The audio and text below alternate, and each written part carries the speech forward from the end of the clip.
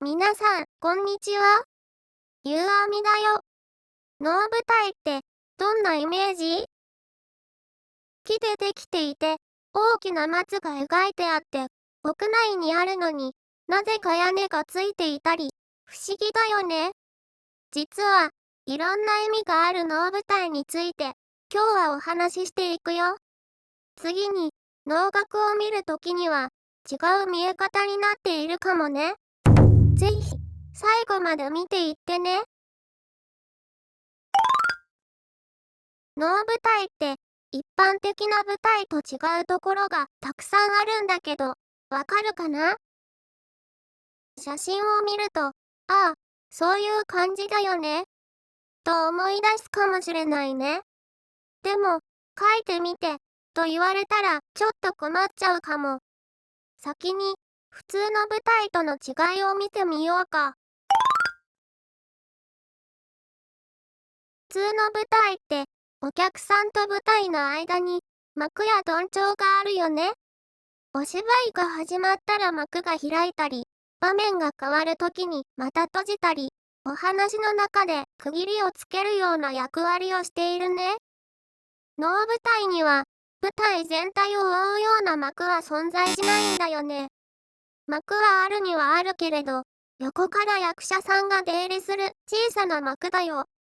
だから、基本的に、能舞台は、お客さんから常に見える状態なんだよ。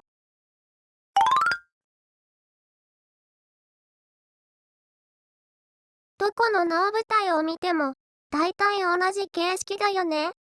そもそも、能楽って、能楽専用の舞台が用意されていることがすごいな、っていうあみは思うの。それで、能舞台の今の形式が確立したのは、大体織田信長が活躍する少し前ではないかと言われているよ。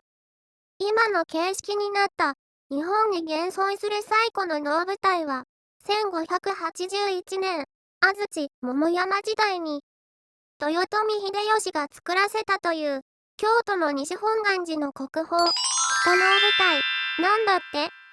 秀吉もお能大好きだったもんね。今の形式といってもより形式が固定される江戸時代よりも屋根が比較的小さかったりとまだ自由度があった頃なんだって。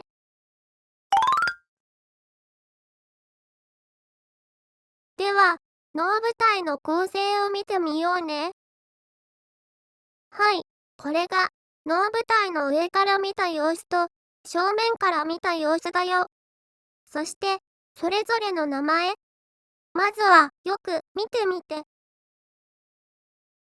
どんなことに気づくかな？夕あみはね、柱にそれぞれ名前がついていることにびっくりしたよ。あと、橋がかりという橋のような構造物の手前に松が3本並んでるんだけど、この松にもちゃんと名前がついているね。きめ細かいよね。能舞台は本舞台、橋がかり、後座、渋滞座から構成されていて、本舞台は5.4メートル四方で、この中で演者は前を舞うよ。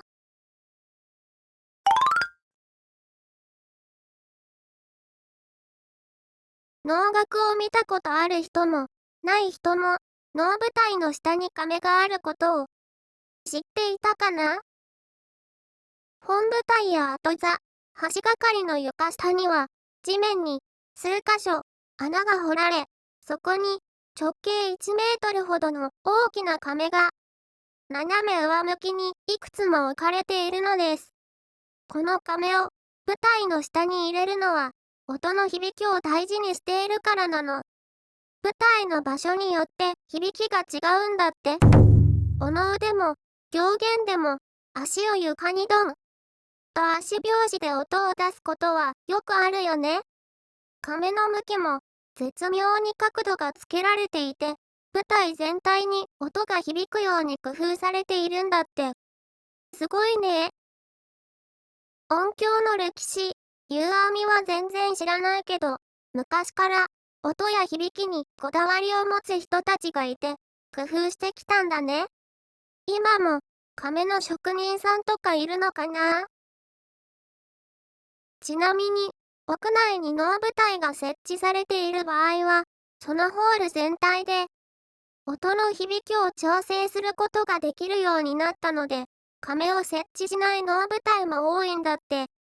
次は、会場に亀があるのかなとか、場所によって音の響きに違いがあるか、観察してみるのも面白いかもね。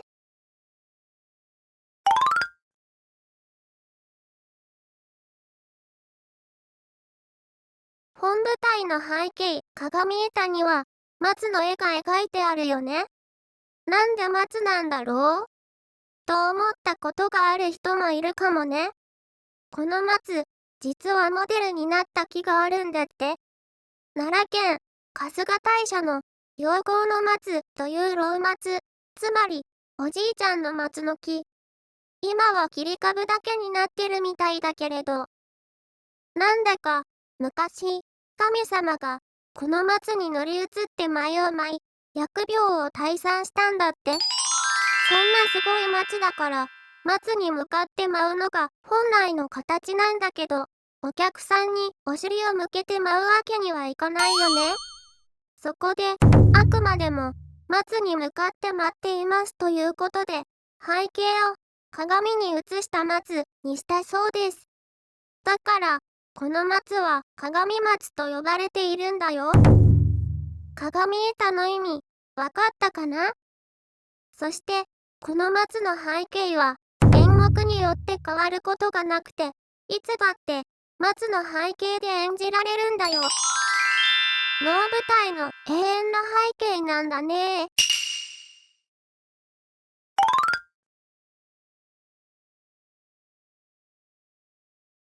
本舞台と鏡の間をつなぐ橋のような通路があるよね。ここはもちろん、役者さんの通り道でもあるんだけど、ただの通路ではなくて、あの世とこの世へ通じる道というような意味もあるんだよ。能楽のほとんどが神様、精霊、幽霊、鬼とか見えない世界の役が出てくるから、なんだか納得なコンセプトだよね。そうすると、橋がかりの奥の鏡の間はあの世、本舞台はこの世という定義だね。あの世の世界からこの世に降りてきているんだな、と見てみるとさらに楽しめるね。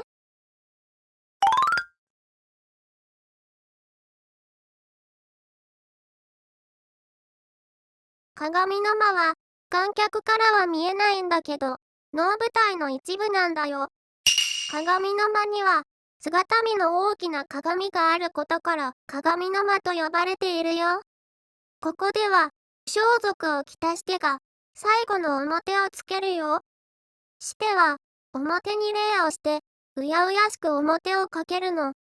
そしてしては自分の役に入っていき、あの世からこの世へ下る準備をしているんだね。また、開演が近いよ、とお知らせするように、ここで、林方がお調べをするよ。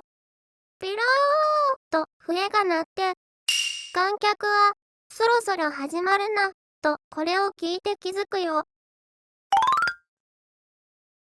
能舞台のあれこれ、どうだったかな？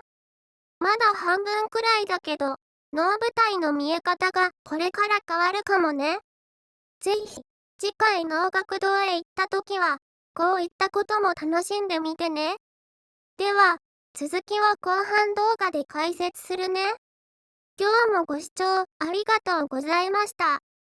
面白かったと思っていただけたら、高評価、チャンネル登録をぜひぜひお願いいたします。では、また次の動画で会おうね。